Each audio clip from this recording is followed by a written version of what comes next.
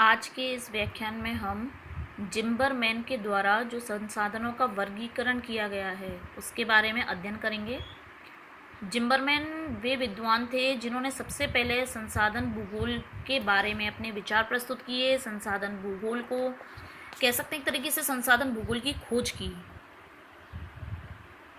जिम्बरमैन ने अपना जो वर्गीकरण प्रस्तुत किया है उसके अंतर्गत उसने संसाधनों को 3 वर्गों के अंतर्गत रखा है। 3 वर्ग बांटे हैं इसके।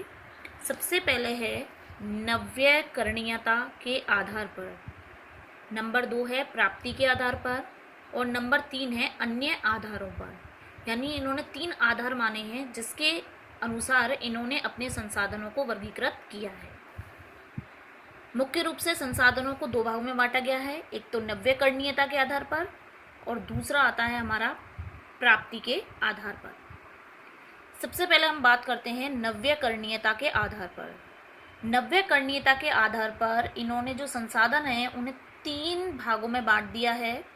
सबसे पहला है परिवर्धनीय यानी इंक्रीजेबल, परिवर्धनीय नॉन इंक्रीजेबल और परिवर्धनीय फ्लो रिसोर्सेस।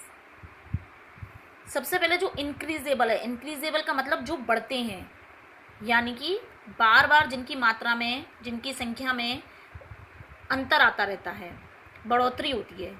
इसमें हम शामिल करते हैं जैसे कि हमारी भूमि है जिसमें हम बार बार फसलों का उत्पादन कर सकते हैं, जल है जो घटता बढ़ता रहता है, वन्य जीव जंतु हैं, वनस्पति है, मछलियां हैं जिनकी संख्या में वृद्धि होती रहती है।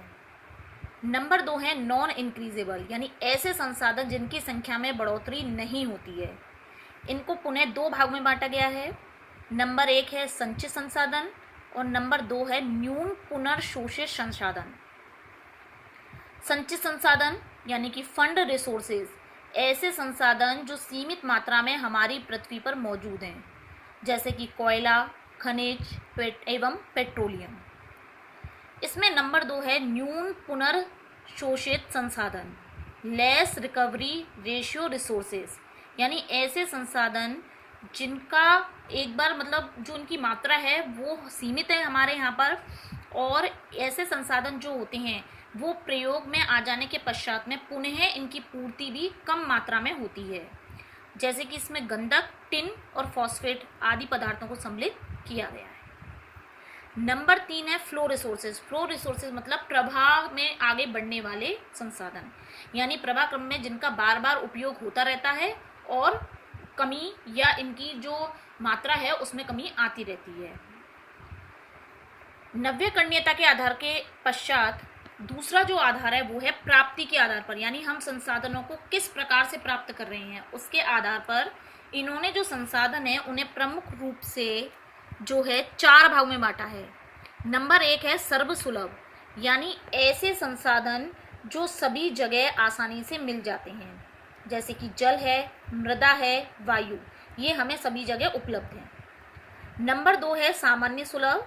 सामान्य सुलभ के अंतर्गत जो सामान्य रूप से लोगों को मिलते हैं, जैसे कि कृषि योग्य भूमि है, चारागाह है, मृदा है। नंबर 3 है विरल। विरल का मतलब जो बहुत ही कम मात्रा में मिलते हैं, जैसे कि लोहा है, सोना है, कोयला।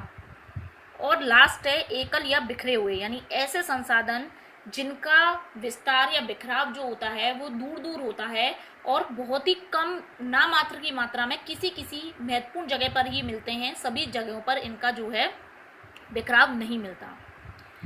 तो इस तरीके से जिम्बरमैन ने जो है वो अपना वर्गीकरण दिया है। इस वर्गीकरण में उन्होंने अपने क्या माने हैं, 3 आधार जो हैं वो प्रमुख रूप से माने हैं। अब आज तक जो हमारे टॉपिक्स हुए हैं उन टॉपिक्स में हमने जो हमारे संसाधन हैं उनका अर्थ, वर्गीकरण, जिम्बरमैन के द्वारा जो वर्गीकरण दिया है वो कंप्लीट कर दिया है। अब आगे का जो टॉपिक है हम वो अगले व्याख्यान में पढ़ेंगे।